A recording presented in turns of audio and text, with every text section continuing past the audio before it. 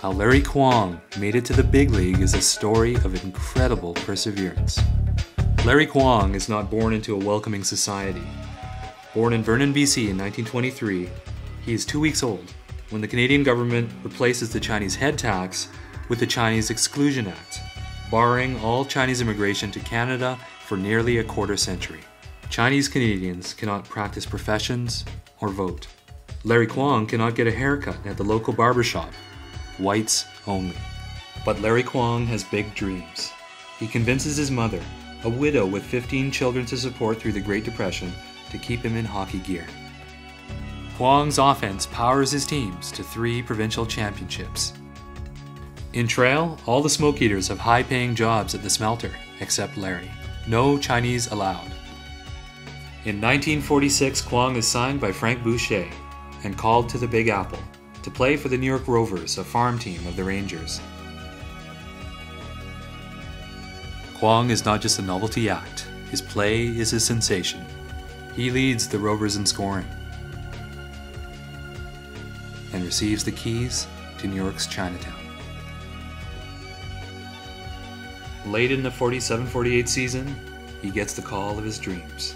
Hearing the news, the Rovers coach Fred Metcalf remarks, "Larry, they finally brought you up. You should have been up there a long time ago."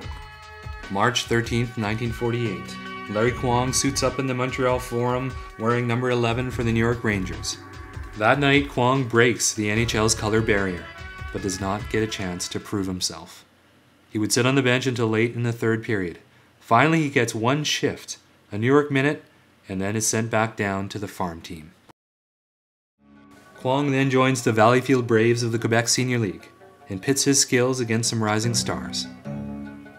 Jean Beliveau, Jacques Plante. Larry Kwong becomes a legend in the league. In 1951, Kwong is named the league's most valuable player.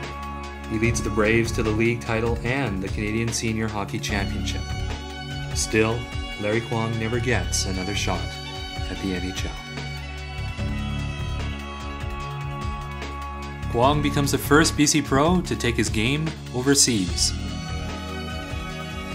British League gold judge Baz Shaw raves, "Superstar is not enough to describe Kwong." Kwong is lured to Switzerland, where as a playing coach, he makes major contributions to the development of Swiss hockey. More than 60 years after his shift on forum ice, Larry Kwong still burns with the disappointment of his dashed NHL dream. It's time to recognize his contribution. Kwong started a shift, a change in attitudes about what a person of minority heritage could achieve in this country. Larry Kwong broke the ice, pointing the way to the wonderfully diverse and accepting nation we have become. King Kwong's crowning achievement is as a champion of fair play for all.